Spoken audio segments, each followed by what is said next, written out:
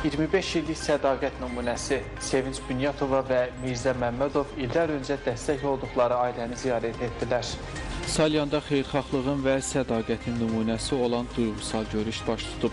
Bugünkü müsahibimiz hər kəsin yaxından tanıdığı xeyriyyəçilik fəaliyyətində daim fəallığı ilə seçilən, imkansız ailələrə sonsuz diqqət və qayğı göstərən Salyan rayon Uşaq Fondunun rəhbəri, Uşaq Gənclər İnkişaf Mərkəzinin dərnək rəhbəri, eyni zamanda Salyan rayon İcra Hakimiyyəti İctimai Şurasının üzvü Sevinç Bünyatova olub. Sevinç xanım uzun illərdir ki, sosial layihələrdə faal iştirak edir, ehtiyacı olan ailələrin yanında olur. Son illərdə isə öz bacarığı və fəaliyyəti ilə ölkə hüdudlarından kənarda da tanınaraq Avropanın bir çox ölkəsində keçirilən beynəlxalq konferanslarda Azərbaycanı layiqincə təmsil edib, müxtəlif fəxri diplomlara layiq görülüb. Bu dəfə Sevinç xanım bizə illər öncəyə aparan maraqlı və duyğusal bir görüşlə təəccübləndirdi. Belə ki, o 25 il öncə yaxından dəstək göstərdiyi bir ailəni yenidən ziyarət edib. 2001-ci ildə həmin ailədə 3 oğlan uşağı dünyaya gəlmişdi. O dövrdə ailəyə dəstək olan Sevinç xanım illər sonra həmin uşaqları yenidən axtarıb taparaq onlarla görüşüb. Artıq böyüyərək yetkin gənclərə çevrilən Yusif, Ramin və